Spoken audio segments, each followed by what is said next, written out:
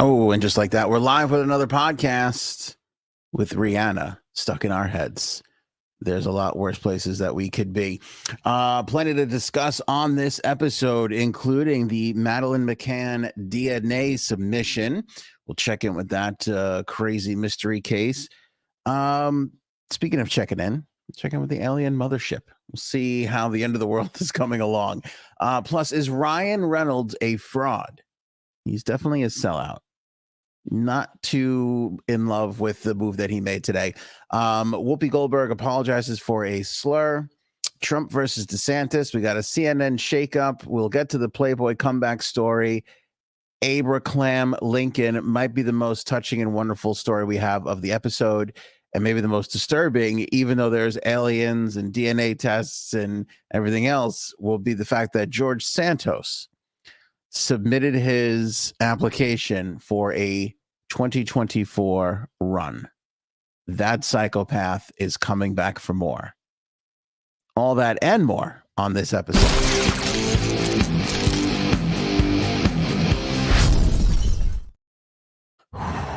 It's me and you, baby. Flying solo for 2 podcasts in a row.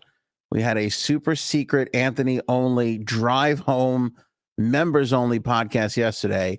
If you haven't seen that in the YouTube members only area, make sure you go check that out and catch up on that. I drove home in a nor'easter and did a podcast at the same time.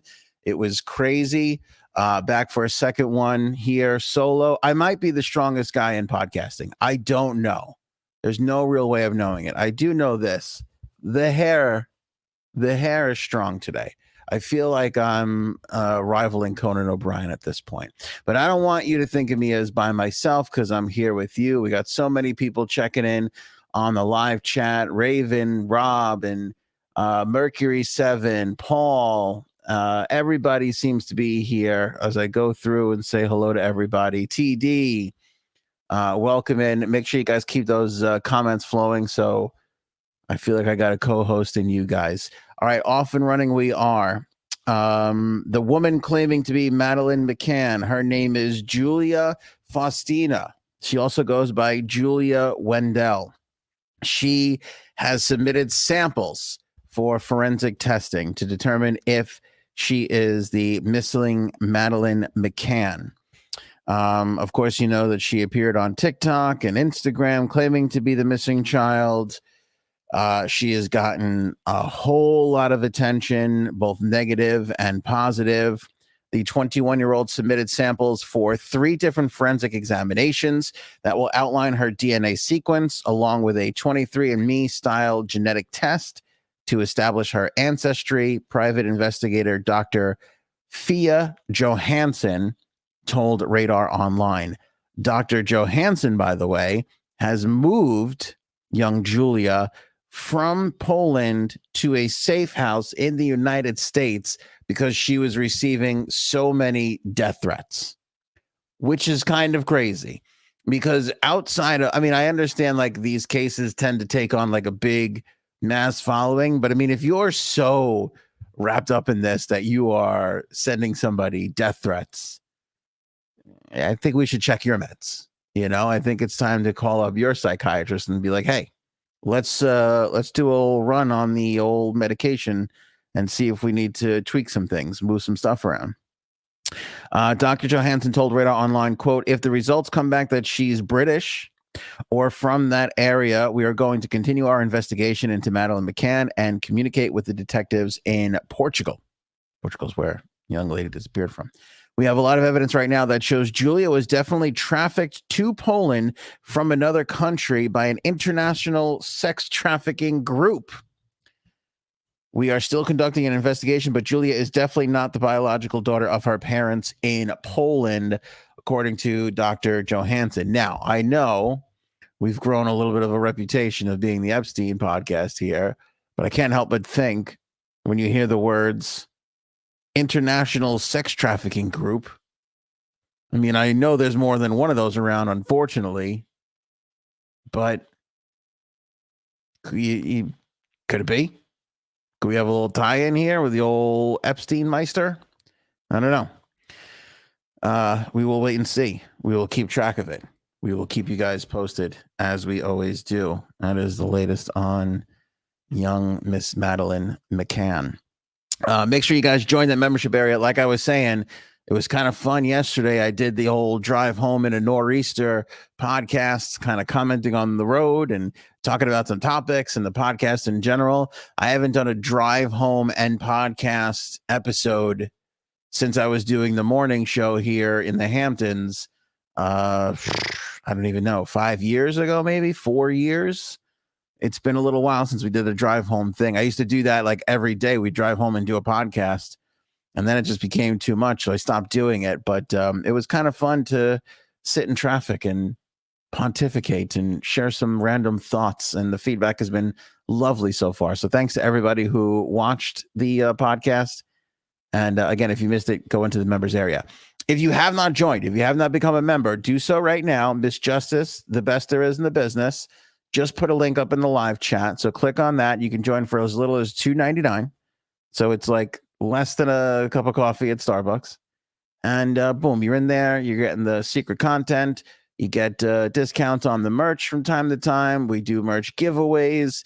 We do all kinds of stuff. Bring people on the show from time to time. That'll be coming up at the 420 show. And overall, you're just helping us fund and keep the podcast rolling, which is so much so very appreciative. Worth it, says Mercury 7. And I've never known Mercury 7 to lie a moment in Mercury 7's life. So just keep that in mind. Moving along, the alien mothership. Maybe the most interesting topic of the episode here, since reading the reports that have been coming out. It's amazing to me how much we've glossed over such huge chunks of information about the existence of alien life, right, in our universe.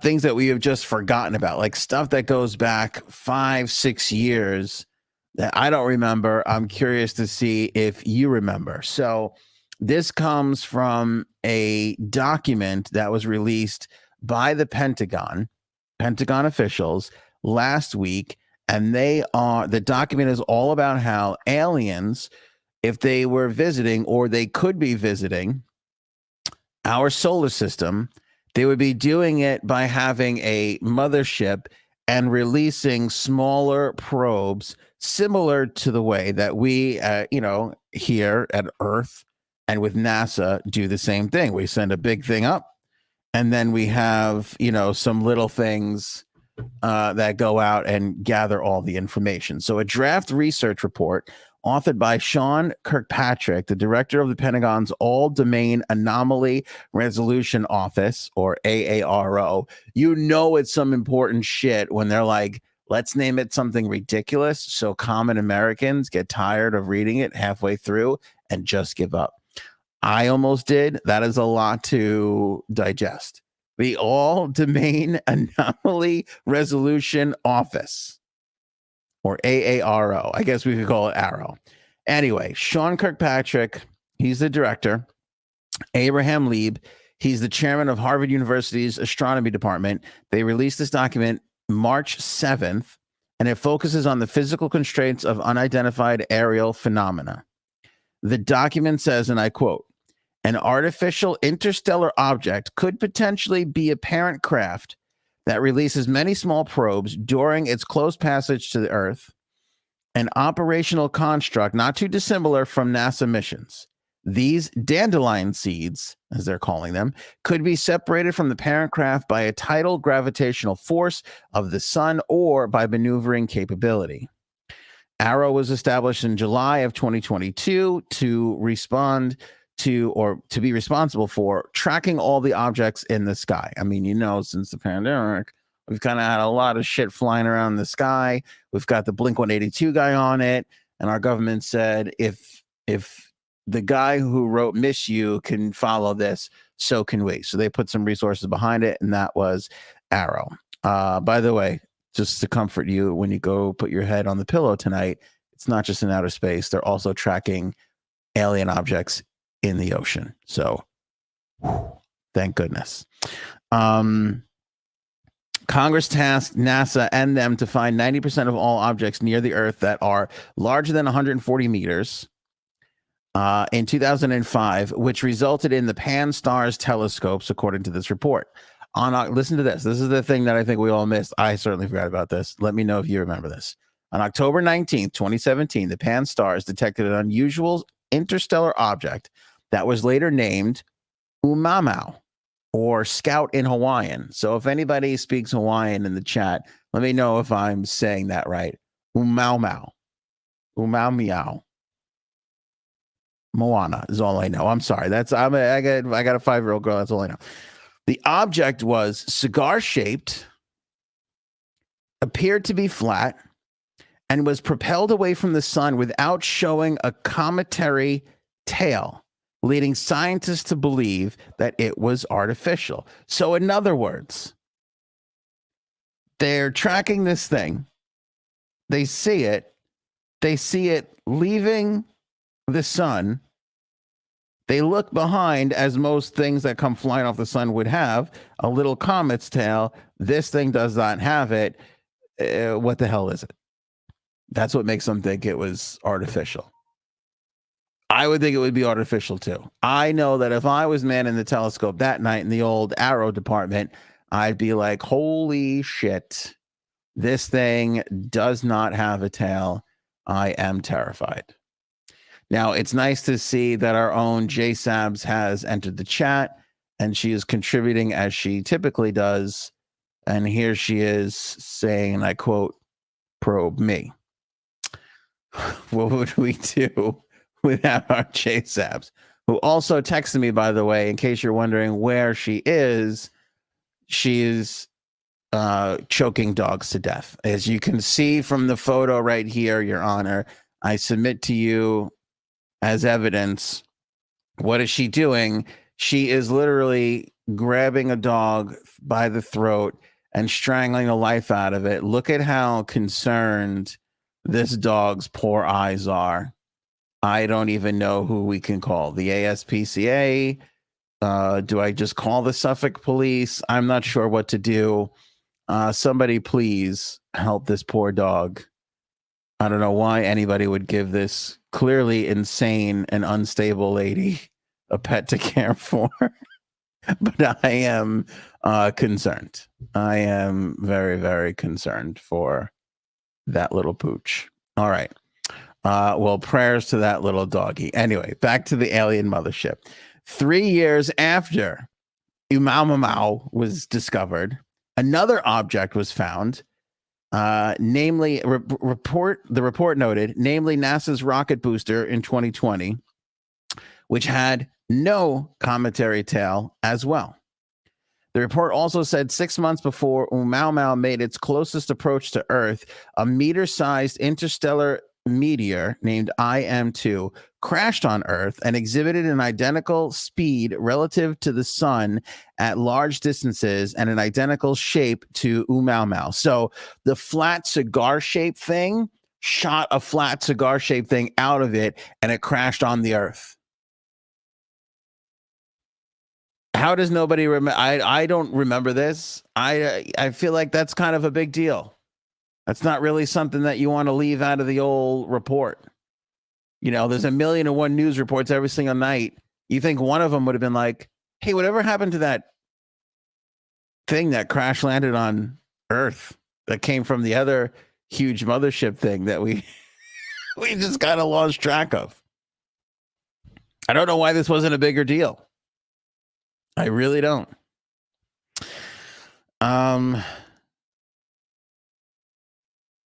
The authors of this draft from the Pentagon wrote, quote, with proper design, these tiny probes would reach Earth. Oh, here, this will be nice and fuzzy for you as you cuddle into bed tonight. With proper design, these tiny probes would reach the Earth or other solar planets, solar systems and planets for exploration. As the parent craft passes within a fraction of the Earth-Sun separation, just like Umamau did, astronomers would not be able to notice the spray of mini probes because they do not reflect enough sunlight for existing survey telescopes to notice them. So these things would be flying off this object so much and would be so tiny that they wouldn't reflect enough light for the telescopes to pick them up. I mean, don't look out the window right now. I have a window next to me in the studio. I refuse. I will not be looking this way for the rest of the episode because I am terrified to see. I feel like there is an alien. I know you can't see out of frame from here. I feel like there's an alien ship right here, just staring at me through the studio window right now. Like, this guy is on to us. By the way, this is the last time I'll talk aliens in this episode. If you think that I think that they're not fucking listening and they're not coming for me first, you're mistaken. This will be the last time. Just like with the old Blinton body count, I just don't know if we'll be tackling this topic ever again. I'm just not sure. I am fucking fascinated as all hell, though.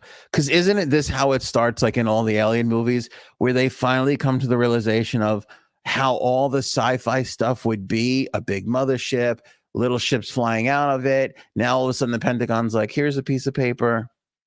We think this is kind of how it's going to happen. And it kind of goes out there and it's like, becomes acceptable, becomes the norm. Somebody has a little theory, writes a paper, releases it. And next thing you know, 20 weeks later, we're all in chains. Slowly being walked up that well-lit beam up to the mothership. You know what I'm saying? Yeah. Janie, Stonehenge, watch out. Dude, I think about that more and more. You know, there was something about the pyramids that they just said the other day where they found like a compartment in the pyramids. And I was reading something else where they were like studying the stones and how the stone. I mean, this is old hat, but it's kind of fun to talk about it now when we're talking about motherships coming into our atmosphere. The dating those stones. I mean, the amount of time that those stones were around is ridiculous, and that the weight and that the girth of them and how they were put in place is just flat out insanity. I mean, how could you think anything else about Stonehenge, the pyramids, than it was some sort of crazy alien technology coming here and just messing around, all that kind of jazz? I mean, how on earth else could they have moved those stones and all this other craziness? I will tell you this is the God's honest truth. The only solace I take in all of this stuff is this theory that has cropped up recently with space and time and multiverses and all this jazz that's going on. But this idea that these aliens aren't necessarily from other planets, but that they are from other times, and it's just us going back in history. That is the only thing I can take solace in, because that's the only way I feel like if we were to really come in contact with something, they would not really harm us. Because I feel like it's the height of naivete and American pride to be like, well, if the aliens develop a technology and come here, we should be fine. Why? Why would we be fine? Well, they'll take care of us. Why? What? For what reason? Why would they do that? Well, for what reason would that happen? I can't think of one. It makes no sense to me to be like, yeah, I'm sure they'll come here. They'll give us all sorts of amazing technology and weapons and things. And then they'll leave. They'll develop a trade. We'll have a trade system and we'll have a wonderful relationship. What would we give them? Kardashian articles? What do we have to offer? We have next to nothing. We literally have next to nothing. I'm going to say this and I mean it. The 8 years of that Seinfeld show is the best thing we have ever produced as a civilization. That is it. That is it. That is the height of humanity, is the Seinfeld show. Maybe The Office. Outside of that, what are they going to be impressed with? Bridges? The tunnels we built? That is not going to be impressive. our weapons, our nuclear bombs, bupkis. We cannot compete with them. What, Twitter? Are they going to be like, oh, we can't harm the humans. We don't want to lose Twitter. You know what I mean? Like, we have nothing to offer. We've got nothing to offer these people. They are going to kill us, or they're going to enslave us. And the only chance that we have is that it's us come back from the future. Now, I'm missing some of the conversation in the chat here, but I know that Paul mentioned ayahuasca to Bird. I'm not sure what the evolution of this conversation was, but I feel like ayahuasca has become such a popular thing and more people are talking about it now that I wonder if that thing that happens to you when you're on ayahuasca takes your brain to another place, gives you access to something that you wouldn't normally have access to. So what I'm proposing is we drop the Pentagon people from working on this and we get the ayahuasca people working on it. That's what I would like to do. I'm not saying, maybe we don't drop the Pentagon people, but maybe in addition to the Pentagon people, those who are tripping balls on ayahuasca, we get them a pen and a piece of paper and just put, what about the aliens on it, and see what they write while they're tripping balls. Let's see what they come up with. And we'll keep Tom DeLonge from Blink-182 on it too, of course. I don't want to drop him either. I'm not looking to cut corners here. I want to keep everybody on the case for as long as we possibly can. Now that we've all come to the conclusion that an alien mothership is inevitable, you know, that's inevitable. It really is an amazing leap when you go from, we're not sure what's out there, to it's probably an alien mothership. If there's something, we're probably going to be. It's like when OJ wrote that book of like, if I was to kill Nicole, this is how it would be done. I feel like that's what we just got from the Pentagon.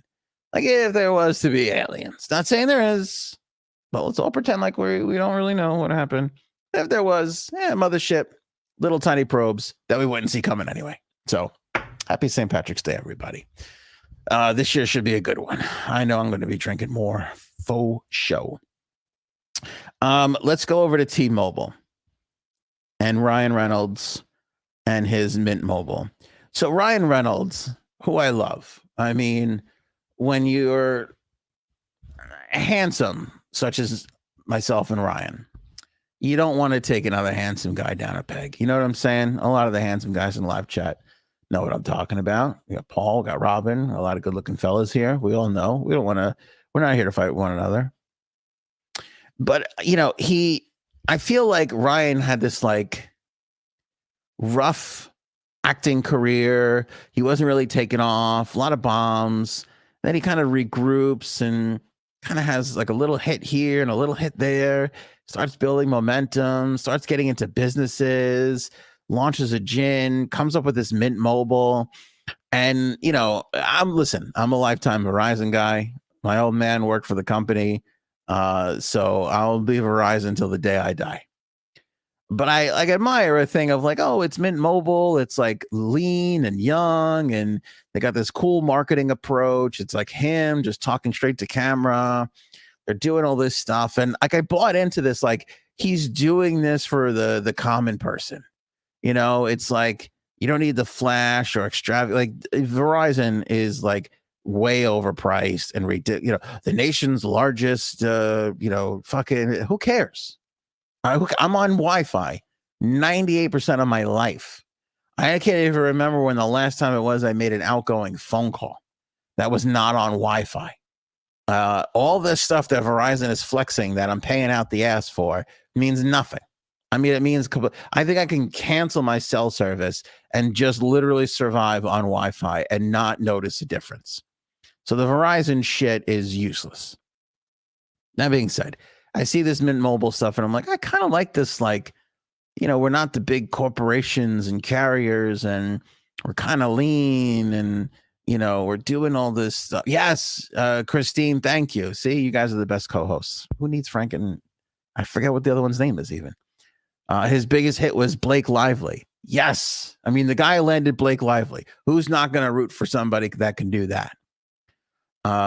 By the way, I told you the Blake Lively story. My wife and I ran into her. She had this crazy dog. I think it was Blake Lively. I'll have to ask Cuddles when she comes back around.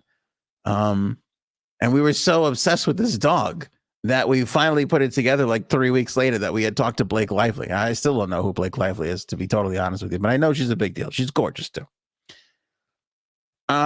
So all this stuff, I'm like, this guy's really got it going on. And then the story comes out today that he sold his Mint Mobile to T-Mobile for $1.35 billion.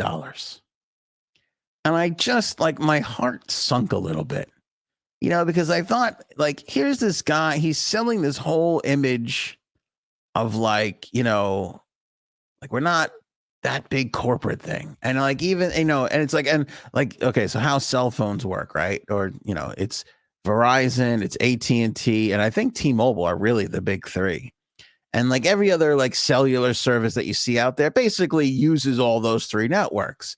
But AT&T and Verizon are so huge, you know, and T-Mobile, although big, is kind of that scrappy third. You know, T-Mobile's the Wendy's of the cell phone towers, right? Verizon's the McDonald's, AT&T's the Burger King, or maybe vice versa, however you see it. T-Mobile's the Wendy's bringing up the rear, right? And you're like, all right, he could have went to Verizon, but he went to T-Mobile to stay lean, to be inexpensive, to be cheap, to give, you know, the common man, the common lady cell service. And then he just turns around and sells the goddamn thing to T-Mobile for $1.35 billion. Am I crazy to lose a smidge of respect for this guy? You know, like, do you need that much money? Like, I get a little offended when you build a company off of, we're not corporate America. You know, we're not spending tons of dollars on crazy commercials with celebrity endorsements. We're not doing all this crazy shit. We're keeping our costs down. We're thinking about you first. We're not sellouts. We're not this. We're not that. And then it's like, oh, here you go. Give it to T-Mobile for $1.35 billion. I mean, like, what do you think T-Mobile is going to do with this? You think T-Mobile is going to be like, we'll keep Mint? 5 years from now, Mint Mobile will not exist. That is a guarantee. That is a $1 million guarantee from your old pal Ant, right? They'll keep him around for a little bit. He'll keep doing the Mint Mobile commercials. And then what's going to happen? They're going to go, well, it makes more sense to just roll it all together into our portfolio. And then Mint Mobile will be gone. And then what do you think they're going to do after that? Keep the prices the same? No, they're going to fucking raise the prices on people. So I'm a little like, kind of upset with Ryan Reynolds. Look, it's a great business move. I mean, the guy's making crazy business moves, right? He started that gin company, which I've never had that gin. I'm not a gin guy. I do not like gin. To me, gin is like drinking flowery perfume. Like if you just went to the Macy's counter, opened up a bottle and chugged it, that's what gin tastes like to me all the time. It feels like I'm drinking perfume. I don't like it. But I forget the name of it, Propeller or something, or whatever it was. Like, I thought his logo for the gin was like the best. Like, it really was like just sleek and nice, and his ads were good for it and everything. And he sold that off, I think just before the pandemic, for $610 million. This guy is building like $1 billion empire, you know? And it just doesn't strike me as the type. Like, he's like this, like, you know, I mean, he tried to be the cool movie star that does the comic book thing, and it didn't work. So what did he do? Like, he failed. His Green Lantern movie stunk and it failed. And then he went off and did Deadpool. And then Deadpool became this like fucking super cool, like cooler than a real, you know, comic book movie type of a movie. Again, he just became this like outsider cult following type of a guy. Thanks, Misfit of Chaos. Aviator Gen. That's what it was. What did I say? Propeller? I was close. That's closer than I thought I should have been. You know what I'm saying? So it just kind of seems like when you think you got this, like, I'm doing things cool on the outskirts of business kind of a guy, you step back and you look and you realize this guy's just banking fucking cash. This is another one of these celebs moving money around and, you know, and making things happen. And here's what's weird too. And this is what I always think about when I look at these companies. He was the face of Aviator Gin. He was in every one of those magazine ads. he was the spokesperson for Mint Mobile. He was in every one of those quirky, fun little green background commercials. People were buying him. Once you're not buying Ryan Reynolds, the cool movie star guy, do you really have a product? I'm not sure. I'm really not sure. Now, I'm not a gin drinker. My uncle is. I should ask him. I don't know how he feels about Aviator. But I feel like gin sucks altogether. And I don't know if it makes a difference really from one to the other. I'm not really sure I've ever been in a bar where I've heard somebody go, do you have Aviator gin? You know, I just don't know if that's really a thing. And, you know, Mint Mobile, there's a lot of like, you know, inexpensive mobile carriers. I don't know if you have people like trying to be a part of Mint Mobile if it doesn't have Ryan Reynolds' face on it, you know? I'm not quite sure. I really don't know. So I wonder why these companies like buy these small companies made by celebrities when I feel like most of the heat that those companies have was because of the celebrity. And then once you become part of the big corporation, it kind of loses its whole thing, you know? I don't know. Hurt. Little hurt by the whole Ryan Reynolds move. Good for him. Congratulations to him on cashing in. I'm happy. There's a lot of juice surrounding this Deadpool 3 with Hugh Jackman and it being like a Wolverine Deadpool thing. Good for them. You know? But I feel like you lose a little bit of your cool points when you make a move like this and you sell to fucking T-Mobile. We'll see what Ryan Reynolds' next move is, what his next big, huge company is that he's going to fucking drive up and then sell out for. Who was the girl we saw with the puppy? Was it Blake Lively? It was? Yeah. Okay. That's confirmed. Thank you, Cuddles. Yeah.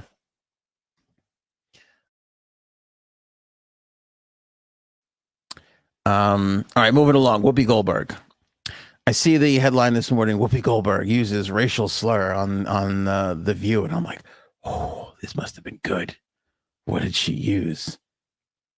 Technically, I guess this is a racial slur. I'm going to say it because I had no idea that this word was tied in to race whatsoever. Now, I read the story, which, by the way, came out in, I believe, I don't know what paper this is, the New York Post. And they bleeped it out, like in the actual article. So it says here that during a discussion about Donald Trump and Stormy Daniels on Wednesday's episode, Whoopi Goldberg referenced, quote, people who still believe that he got JY-D somehow in the election. JY-D.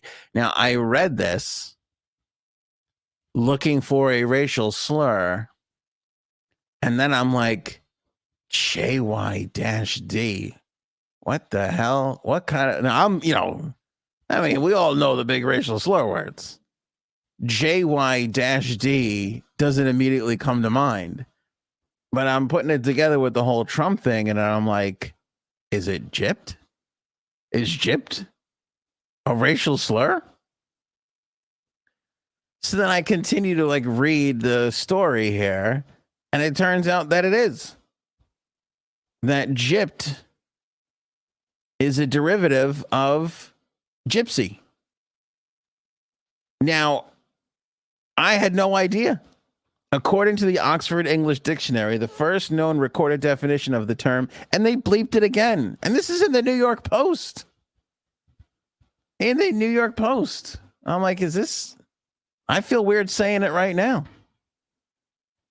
The first known definition of the term gypped dates back to the 1899 Century Dictionary, which said that it is probably an abbreviation of gypsy, J-Y-P-S-Y, gypsy, G-I-P-S-Y, as applied to a sly, unscrupulous fellow.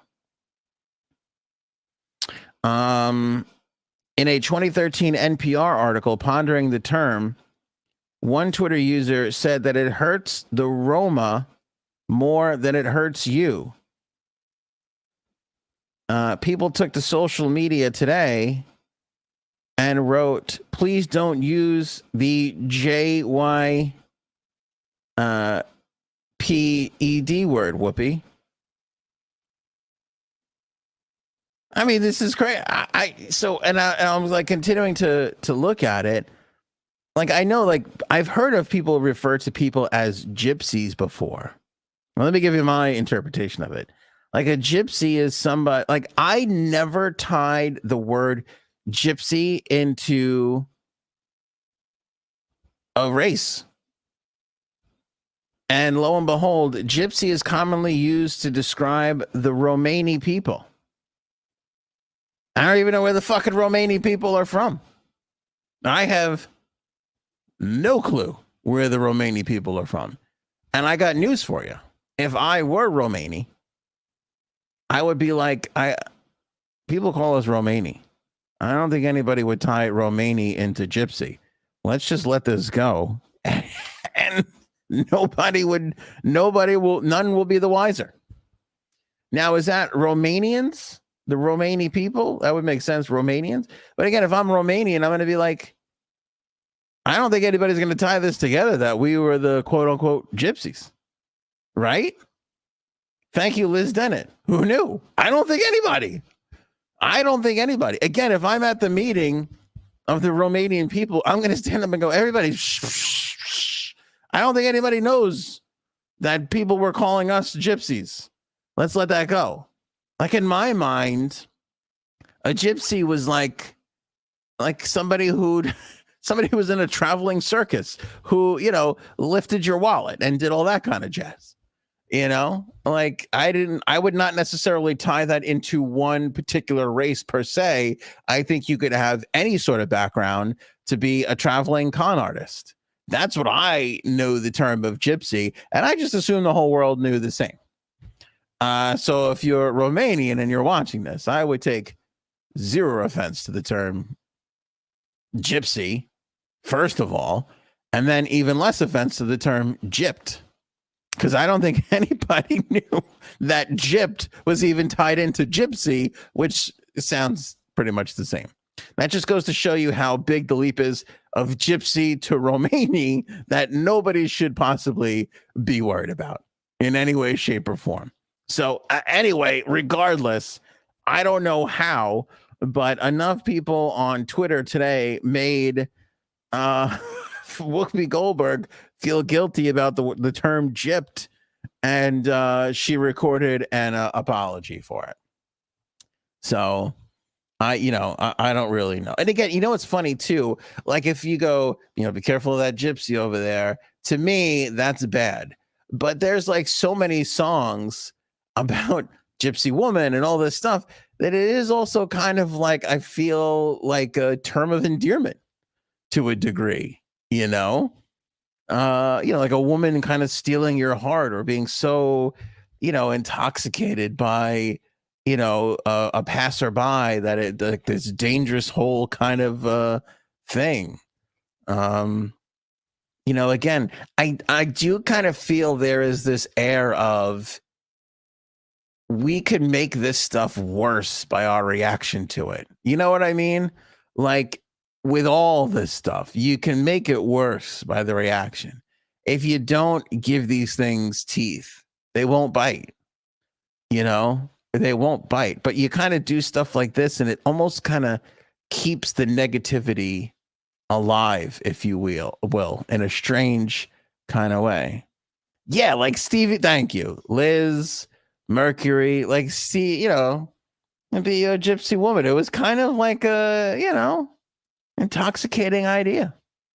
Kind of a nice thing, I think, an exciting thing. Listen, we've all been part of that. This woman is no good for me, but I'm going to give this a shot anyway. And some of us get caught in those relationships, and some of us marry them and have 2 kids with them.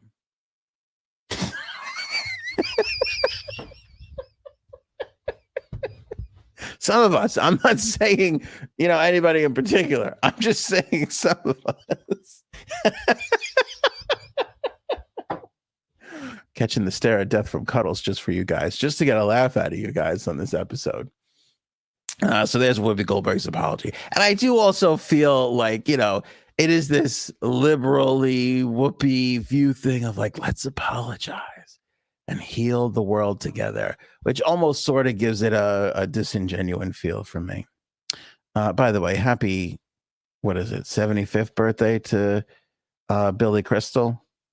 I mean, dear Lord, the man is just a legend, an absolute legend in time. He posted on Twitter yesterday him crouching down in the famous white sweater, blue jeans look from When Harry Met Sally, which may be one of the greatest films of all time. And that's how I realized that he was, I think he said, 75 years old. 75 years old yesterday. He's a goddamn national treasure. We should all be grateful that we've come across Billy Crystal. I want to revise an earlier statement when I said that Seinfeld show was the greatest thing that we have to offer the aliens. I'm going to go back and say Seinfeld show and Billy Crystal. Has Billy Crystal been caught in a controversy ever at all? Have we ever gotten mad at Billy Crystal and felt the need to cancel him? I don't think so. I cannot remember one single time where we were like, you know what? Fuck that Billy Crystal and his bullshit. Never, not once. We've always been in love with him. He's always killed it at the Oscars. All his movies are great. Even the ones that are not so great are still kind of great. You know what I mean? I feel like I'm going to say something bold here that I might get some flack for, but I believe when we finally get around to adding to the United States of America flag, when we finally like, it's been a number of years, we should change this. We should just put a picture of Billy Crystal on it and be done with it. Crouching down in his famous white sweater and blue jeans from When Harry Met Sally. That's a flag I can get behind and I can salute. Not that I can't salute this one. I like this one just fine.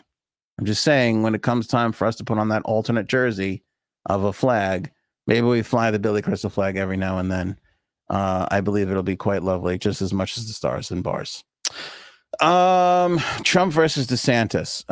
Credit a lot of people who sent this over to me. Paul, one of them, one of my main guys on Twitter, helping produce the show from afar on Twitter. I've surmised this for some time, but this is a real, this is a real move that Donald Trump is very scared of Ron DeSantis.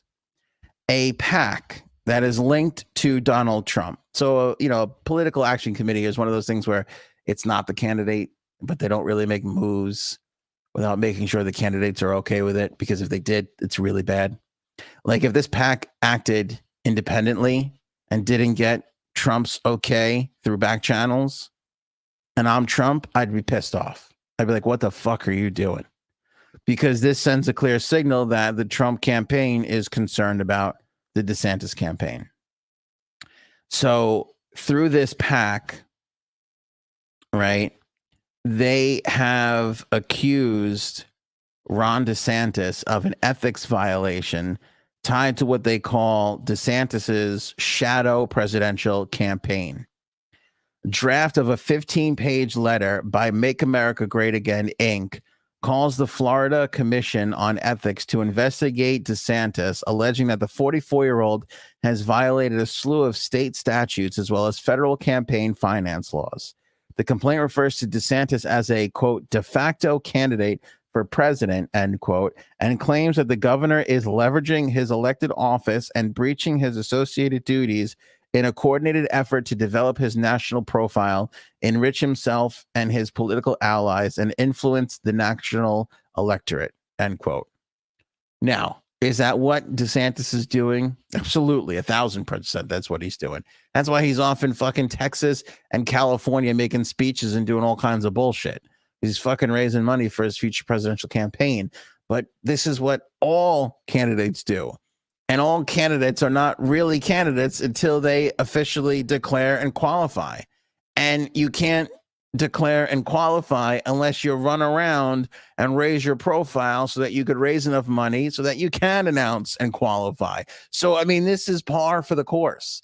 So I don't know, what they're doing by calling this out. It's like getting upset at somebody for doing 45 in a 40-mile-an-hour zone. Are they breaking the law? Well, technically, yeah. But who doesn't do 45 in a 40-mile-an-hour zone? Everybody does, unless you're J-Sabs and you're doing 85. That's for another time. hopefully get a ticket update from her on Friday. So calling somebody out for bullshit like this just makes you look bad. And again, if this PAC was acting independently, I'm Trump, I'm on the phone being like, I don't know what you're fucking doing, but stay the fuck out of this because you're making me look bad. And if they are in on it, it is a stumble for Trump, for me, because again, you're just signaling that you're concerned about DeSantis. You know, what's doubly interesting about this is we're talking about a guy who announced an exploratory committee to run for president at least 6 times before he actually ran for president and won. I mean, Trump every 4 years was like, I don't know, I might run for president. By the way, have you seen my new book? Like, that is how the guy moved merch for easily 16 to 20 years, and nobody had any issues with it, you know? And now all of a sudden, you know, boom, we got a problem with it. So bad luck for Trumpy Trumpkins on this one. He really, again, he's putting some teeth into DeSantis's campaign because it really makes him look like he's, you know, a little concerned what's going on, you know. Let me shoot back to this comment here from Christy. That girl is definitely not Madeleine. Her eye shape and chin shape is very different. Those things don't change. I think a lot of people don't think that the young lady is Madeleine McCann, but there's something to the fact that this has gained such heat, don't you think? Like the fact that we're all talking about it, that she's garnered like thousands of followers and all this kind of jazz. Like, I don't know if it's people just hoping that it's her or if there's enough people out there that think it really, truly is her. I don't know. I think when you get this much heat, though, you gotta fucking you gotta just ride it out and get that 23andMe. Credit to Misfit and of Chaos. Billy Crystal was in a controversy from when he did blackface on SNL. Yes, that is right. I forgot about that. But I feel like that was retroactive controversy. Like he did that for a number of years. And then after everybody started going out looking to cancel people, that's when they were like, oh, by the way, remember when Billy Crystal did the whole blackface thing, which, you know, again, I'm not saying that's a good thing, but his, if I remember correctly, wasn't that going along with his Sammy Davis Jr. impression? Right? Like, so, you know, there's a difference. There's a difference when you're being really racist and doing blackface in a spoofy, bad, like, you know, negative, condescending way. There's a difference between that and I'm doing an impression of somebody, you know, who happens to be black. He always did a great Sammy Davis, by the way, whether he was wearing the makeup or not, as one of his characters. You know what's funny? I'm watching the Chris Rock thing the other night, and before the Chris Rock special, before and after, they had like a pre-show and a post-show, and they had Dana Carvey on with the other blonde guy that looks exactly like Dana Carvey. Anyway, it doesn't matter. But Dana Carvey, they were talking about something with Chris Rock and Will Smith, and Kareem Abdul-Jabbar is there, JB Smoove is there, Arsenio Hall is there, and I believe they were talking about black culture, race, whatever it was. And they said something about Obama, and then Dana Carvey started doing an Obama impression, which was really good. And he actually, you could feel the room get quiet. And after he did the impression, I would love it if anybody saw this to see what your thoughts was. He actually was like, is this racist? He had that moment of like, is it racist just to even do an impression? You know, which, you know, again, kind of seems crazy to me because can you do a racist impression of a black person? Absolutely. But not every impersonation of a black person is racist, especially the president of the United States. Like, who's not doing an impression of every single president? Maybe not Jimmy Carter, because that guy was just dull as all shit. But from Reagan, Clinton, Bush, Obama, like everybody does a presidential impression. You know, and this weird thing of like, is this racist now? It seems a little crazy to me. It kind of seems a smidge on the crazy side to me. I'd love to get everybody's thoughts on this. Boy, Robin, bless your heart. I feel like you're inside my mind. David Spade. Thank you. I couldn't think of David Spade. I also feel like if it's the universe or God or whatever you believe in, but David Spade and Dana Carvey was a lazy copy and paste, right? Don't you get the feeling like the world created Dana Carvey and then it was a copy and paste? Maybe it was done at like 4:59 and they were like, I'm going to change a couple things, and they changed like one or two, and then they were like, I'll fix this tomorrow. And then whenever God of the universe came back in to finish making some changes on David Spade, he forgot, lost his place, and then just moved on, and we got basically almost the same exact thing 10 years later. I mean, it's kind of crazy with the two. When you look at the two, I didn't really think of it much at the time, but when you look at the two of them together, you're like, holy shit, this is the same person. Perhaps their father was stepping out on their mother, and that's how we got. I don't know how it all works, but those two fuckers look exactly the same. Speaking of which, CNN shakeups, we're coming down to the end of it. But I do find this interesting. We have talked about Don Lemon. Supposedly Don Lemon blew up at his co-host back in December.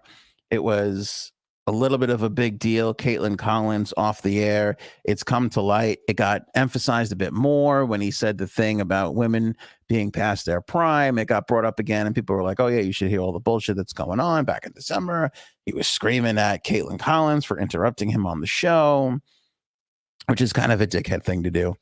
But anyway, two big things here. Caitlin Collins and Don Lemon, represented by the same agent. Caitlin Collins has fired her agent and has gone with super agent Ari Emanuel over at William Morris. Now, if you're not familiar with the agent thing, but Ari Emanuel is what Ari Gold from Entourage is based on. So he is like a super duper agent. Now, the one that she just left is a guy named Jay Suarez, who is also a pretty big talent agent from United Talent Agency, but Don Lemon is his biggest client. And I'm going to tell you this. When Don Lemon is your biggest client, you have some cause for concern, because that's not a great, I mean, it's time to start developing some other people, because it feels like we're in the twilight of Lemon's career here. But again, she went from a decent agent or a good agent, a respected, well-known agent, to maybe the most powerful, popular agent there is out there, or one of. Again, when you have a character like Ari Gold fashioned after you, you're a pretty big deal.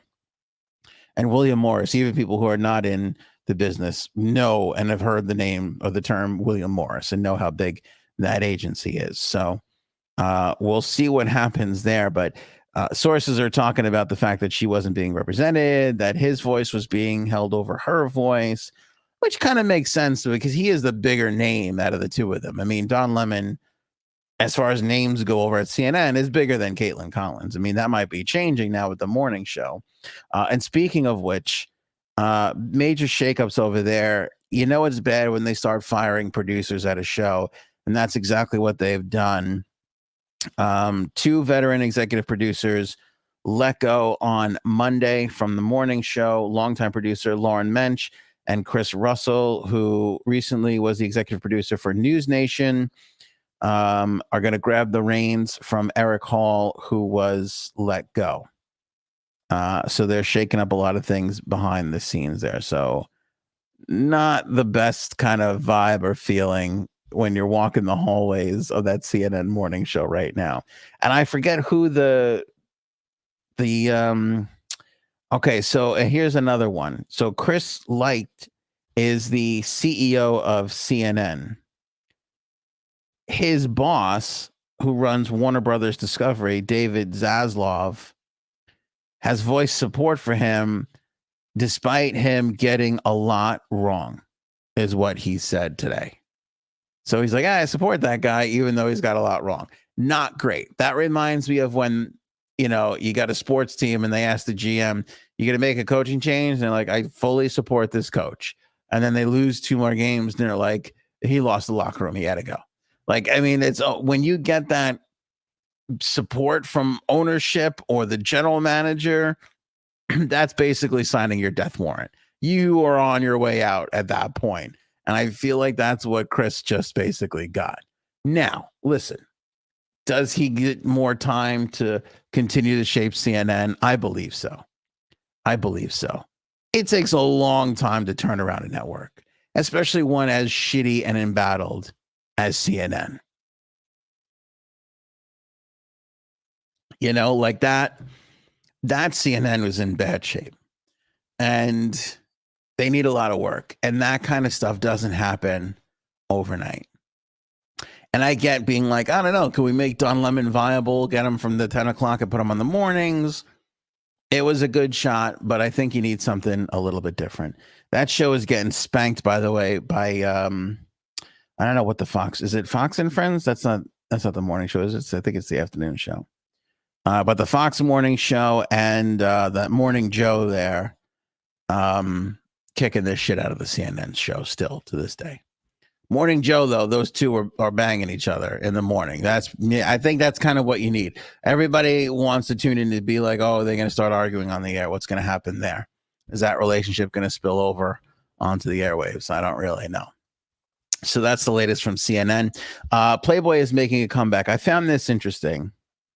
Playboy a number of years ago said they're going to stop doing their print publication. They're just going to go digital, and they're not doing any nudies. No more hooties and nudies from Playboy. That was a number of years ago. I don't know what they're doing. I don't even know. Like, are they a Twitter account? Are they an Instagram account? Are they a website? Are they a blog? I assume so. I could honestly tell you I've never been to visit their site. But I will say this, that they are going to relaunch as a digital first publication, which I thought they had been doing. I guess they haven't. I'm not entirely sure.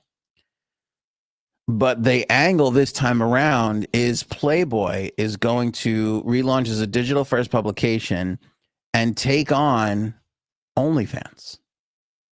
So it's not like they're going to be like a racy, like, you know, because Playboy, I mean, I know all the hack jokes aside, like they really did have like, you know, articles on lifestyle and politics and, stereo reviews and shit like that, you know, back in the day when they were a print magazine with the centerfolds and all that. They had all that stuff. You could really read a Playboy. So I assume that when they were going not nude, that they would just be another brand like that, like a Time magazine or any of the other things. Like here, you know, maybe they were a little more risque, like a GQ or like a Maxim or something like that. Like Maxim was never nude, I don't think. Somebody help me in the comments. I feel like they were just like bikinis and stuff, but it was a lot of like, you know, these are the cool cocktails. Here's the hot spots for, you know, vacations or clubs, shit like that. I thought that's what that Playboy was doing. But I will say this is an interesting twist of like, they're going to take on OnlyFans, meaning that it's going to be Playboy, but it's going to be a creator platform. And I think why I find this so interesting is because this has been the crux of the whole media landscape, right? We went from gatekeepers, we went from editors and writers and columnists and commenters, right? Professionals, people who, you know, were raised in a business, were taught with a code that had a moral compass and a landscape, whether it was politics or tech reviews or whatever it was. They were brought up as journalists and they wrote, or they were film critics or whatever. There was a gatekeepingness to it, right? You had to earn those positions. You had to come up. You had to learn to go about it. And then the internet happened. And what happened? It was all crowdsourced, right? Next thing you know, Phil in his basement can start a blog, and his article on the tech review could be just as big as anything else. You look at what MKHB has done in the tech review space, and you look at all the old, you know, blog, Gadget, and all these things that used to be big, CNET, and all these crazy, but they're nothing now. And it's the one guy. It's because everything has been, you know, taken down to the common person. There's no more gatekeepers. If you want to be, you know, a TV star, a magazine. So if you want to be a model, you can start posting pictures of yourself on Instagram, and you could be just as big as anybody that had to make it into the swimsuit issue, right? Now, the swimsuit issue doesn't have as much power as it used to have. Right now, you have models that are on TikTok and Instagram. They're way bigger than anybody that goes on to the swimsuit issue.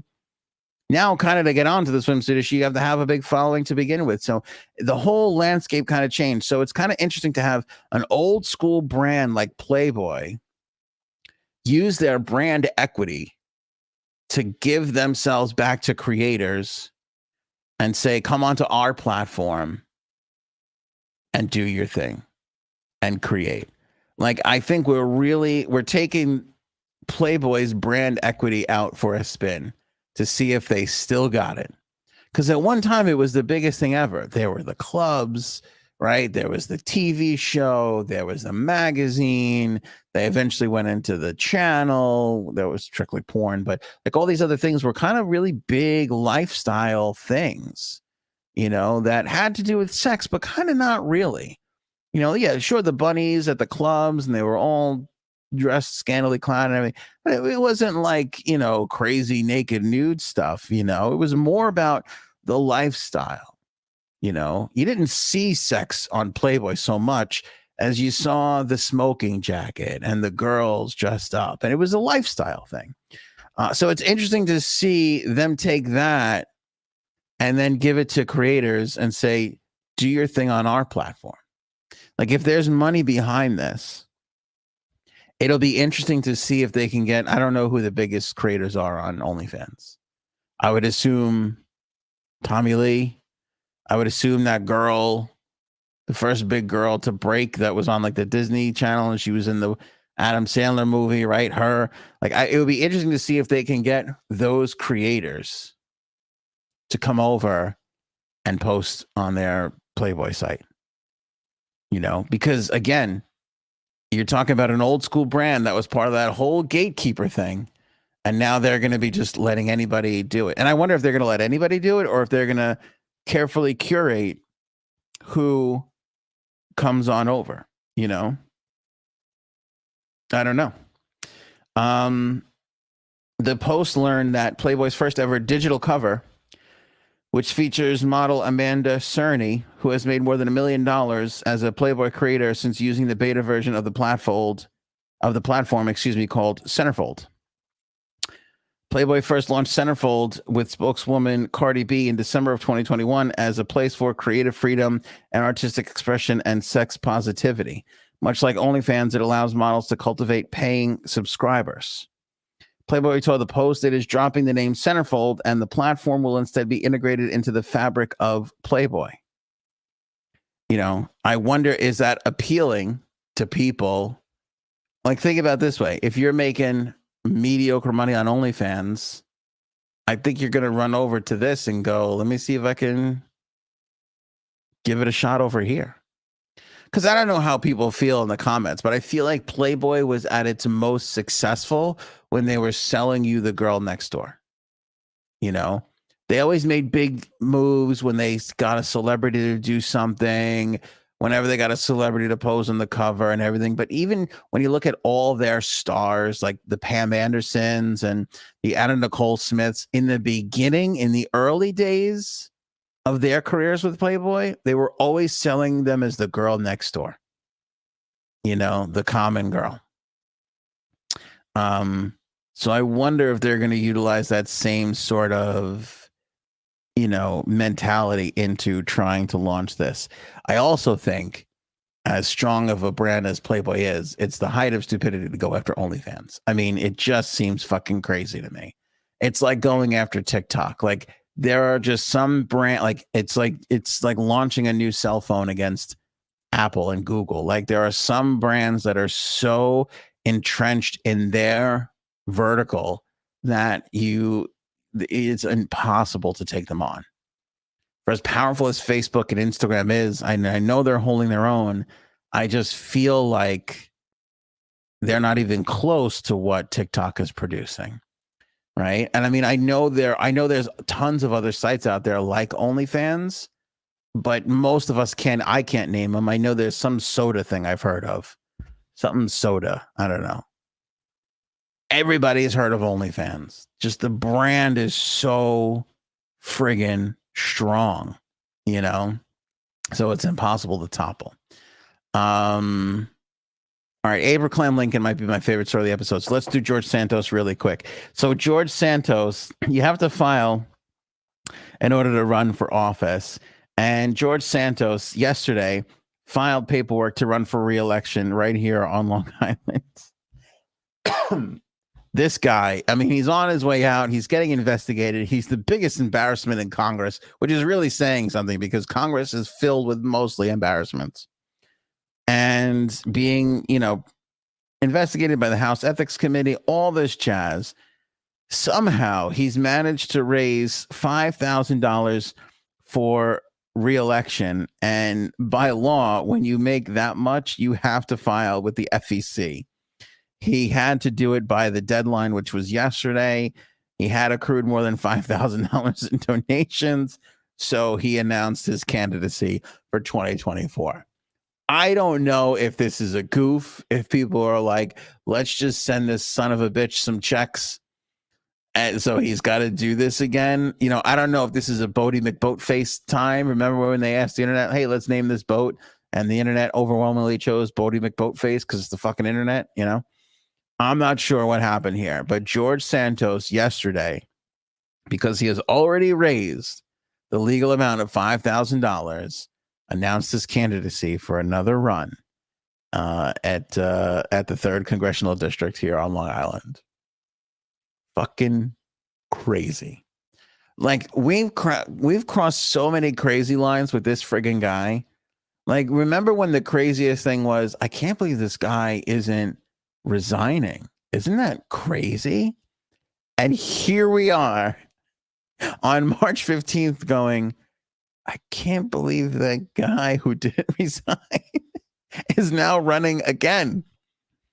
I'm telling you, is he a Republican or a Democrat? I forget. I think he's a Republican. There must be Democrats that are drooling to get. That is an automatic win. An automatic win for a Democrat. I shouldn't say that, though, because he would most likely be challenged in a primary by another Republican who will obviously blow past him and win without a doubt. Without a doubt. Last story of the episode, and I appreciate you guys hanging with me here on this solo run. AbraClam Lincoln. I fucking love this story. I'm sorry for my language. I get excited. I love this story. Absolutely love this story. So they found a clam. And this clam was so big. This clammer, let me see, down in Florida, I think Tallahassee. The clam was so big. It was 2.6 pounds. I'm sorry. Is it a quag or quahog? I'm not sure. Quahog. We have quag Long Island. So it's spelled different, but I don't know if it's quahog or whatever. But anyway, they found this clam. Clams, much like trees, you could tell the age by the ring. So every year, like the clam will bury itself. It'll kind of like get a ring on its shell and it'll grow a little bit bigger. So down in Tallahassee, Florida, AmeriCorps member Blaine Parker was digging and he, boom, picks up this clam. It's huge. They were going to eat it. There's like, oh, you found this 2-pound clam. Fry that sucker up, put some butter and garlic on it, have a little party. And then they thought, this is a really big clam. So Parker and his whole crew thought, this is pretty big. Let's figure out what this is. So they take it over to the aquarium at the Gulf Specimen Marine Lab, where he actually works. And they start to get to work. They weigh it, they measure it, they take a look at all the rings, and they come to the conclusion that there are 214 layers to this clam on the shell, which would mean that it was probably born around 1809, which is the same year Abraham Lincoln was born. Thus, they named it AbraClam Lincoln. I mean, is that not the most adorable wordplay that you've ever heard? It's just fucking phenomenal. What I'd like to do, and Robin is on my wavelength here, is get a round of fucking AbraClam Lincolns for the table. I'd love if we all sat down and, did some AbraClam Casino. That would just be the fucking best ever. That would be the absolute best ever. You imagine coming across a clam that's 2.5 pounds in weight. I mean, I would think I would do the same thing this guy did. I'd be like, we are going to cook this son of a bitch, put some garlic, put some breadcrumb. We're going to have a good old time with this thing. And then go, this is kind of big. We should get this measured up. So yeah, AbraClam Lincoln. I don't know if it's taken the internet by storm, but certainly a lot of people are talking about AbraClam Lincoln. And it's pretty big, to see this Blaine Parker, which, by the way, kudos on the name Blaine Parker. What a fucking sound like a goddamn superhero. That's a great name. To see him holding up this AbraClam Lincoln is really a sight to see, because it's kind of almost, I mean, it's bigger than a hamburger. I wouldn't say the size of his head, but it's pretty big. Again, I don't know if I could. I don't know if I could boil him up, but it would make me want to put him aside and go get some more of his little friends and cook those bad boys up for sure. For sure. Oh, what I wouldn't do for a fucking tray of Clams Casino right now. Oh my God. Or Rockefeller. I don't know.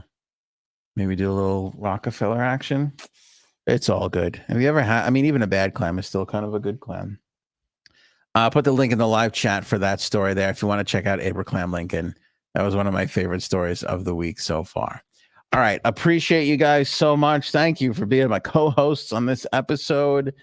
Everybody was down. Cuddles is down, not feeling well. J Sabs is out strangling dogs. I don't know where the fuck Frank is. I think he's tracking the mothership. Everybody was busy, but I had a good time with just you guys. Kind of makes me think like we don't need those losers anymore, doesn't it? Oh, never. That's my crew. Ride or die. Can't wait to get Jay Sams and Frankie C back in the mix. Can't wait to see you guys on Friday's episode. Remember, don't forget to like and share and subscribe. Do all the things. Do all the things that people usually do to help us with the old algorithm there. And become a member, of course. That helps us in a major way.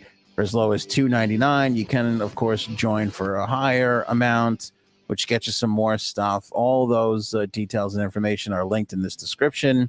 We also have that information up at anthonyonair.com, where we have our merch store as well. So if you want to pick up a snuggly, cuddly shirt or sweatshirt, I saw a bird in the chat earlier talking about wearing her hoodie. I do, not just because it's our brand of stuff, but we really do kind of pick the nicer merch, so it does, feel warm and comfy. The t-shirts are really nice and comfortable. They last really long. So go check that out. Grab a t-shirt for somebody. And there you go. I'll let Bert say it. Have a good night, everybody. Love you all. Took the words right out of my mouth. We'll catch you guys on the Friday episode. Thanks for hanging with me. Again, share as much as you can. Become a member. And, we'll see you on the next one. Later. And later, AbraClam Lincoln. This episode is dedicated to you. Show me potato salad. Maybe we should go now.